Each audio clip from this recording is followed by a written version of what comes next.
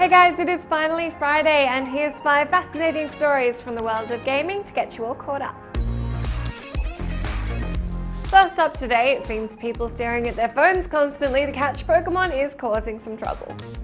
Dozens of complaints have been filed with the Federal Trade Commission over Pokémon Go, including one such complaint from a person claiming they almost hit a child in part because of the game. Polygon uncovered 72 complaints that have been filed so far, many of which actually have to do with the game's microtransactions. One person's mad because they spent $450 on the game and then had their account banned because they were using a third-party Pokémon tracking app which Niantic begun to crack down on. I'll give you a minute to think about all the much better things that you could get for $450.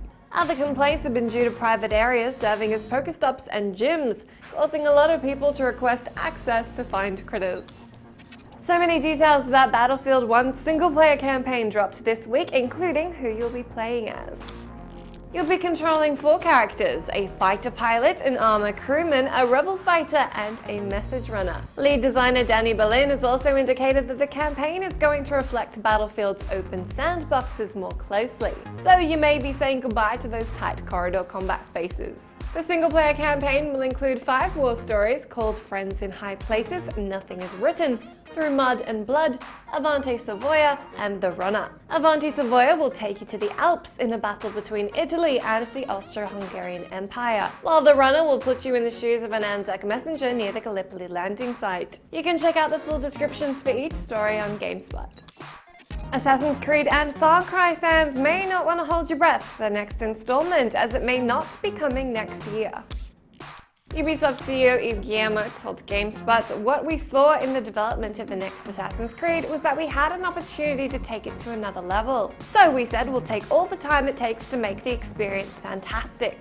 It was feasible because we have other games. There's a huge potential in this game to revolutionize the IP. So we said, let's make sure we change our model so we have more time and that we can bring back a greater experience." He explained that it would be back when it's ready. Ubisoft editorial VP Tommy Francois backed up Guillemot with slightly more colourful language, saying, "This is the goal we're going for. Alpha 1 year before, more quality, more polish. So if this means biting the bullet and not having an Assassin's game or a Far Cry in 2017, f it." He clarified that by alpha he means getting things done, but leaving time for polish and innovation.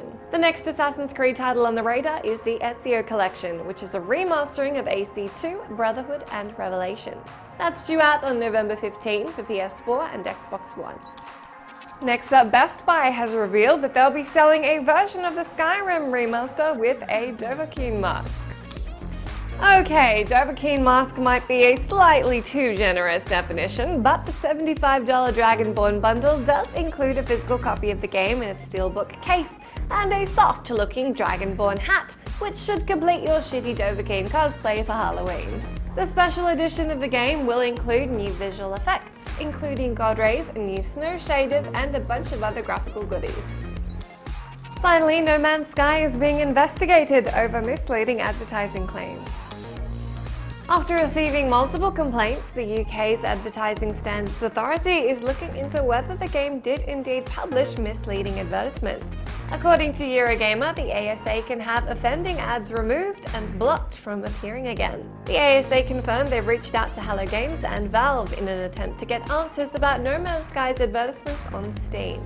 The current concern appears to be over videos which show animal and ship-flying behavior, flowing water effects, and large-scale space combat.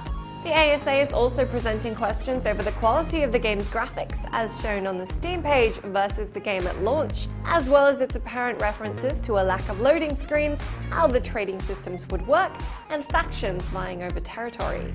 This week on site, we check out a mind-boggling Dishonored 2 mission, chat about what The Division still has to offer, and mess with the custom character creator in WWE 2K17. That is it from me this week. Do let me know what you cared about. Have yourselves a lovely weekend, and I will see you again on Monday.